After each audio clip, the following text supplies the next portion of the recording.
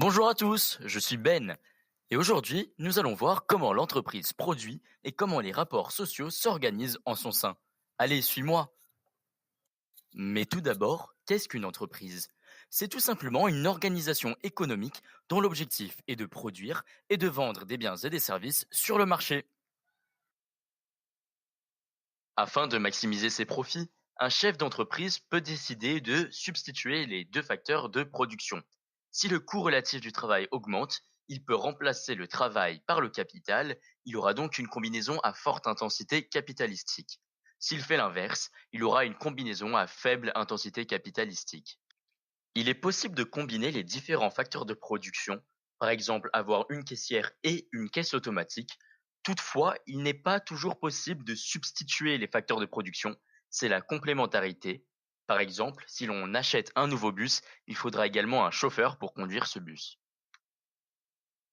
Mais attention à ne pas confondre la production, qui est la quantité produite, avec la productivité, qui permet de mesurer l'efficacité des facteurs de production. Penses-tu que si l'on ajoute un facteur de production, l'on augmente la production? Eh bien non, pas forcément.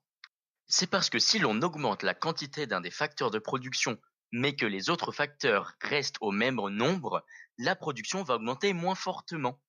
Par exemple, si l'on embauche de nouveaux chauffeurs de bus, mais qu'on n'achète pas de nouveaux bus, eh bien cela fait beaucoup trop de chauffeurs pour un seul bus. Afin de mieux comprendre la notion suivante, je t'invite à regarder attentivement les définitions ci-dessous.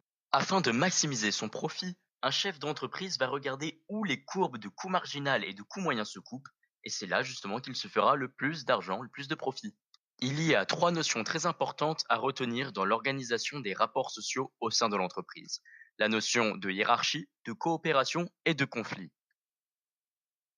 Il y a trois acteurs au sein de l'entreprise. Les salariés qui ont un lien de subordination, les dirigeants qui ont un pouvoir de déléguer et de prendre des décisions stratégiques et opérationnelles, et des actionnaires qui apportent les capitaux. Chacun d'eux ont des volontés différentes. Il y a une hiérarchie au sein de l'entreprise qui est schématisée par un organigramme. Les liens de hiérarchie sont précisés dans le contrat de travail. Les différentes parties prenantes vont travailler ensemble afin d'atteindre un objectif commun fixé par l'entreprise. Cela s'appelle la coopération. Lorsque les parties prenantes ne sont pas d'accord, il y a ce qu'on appelle un conflit social. L'objet de ce conflit est la plupart du temps la volonté de modifier le rapport de force entre les parties.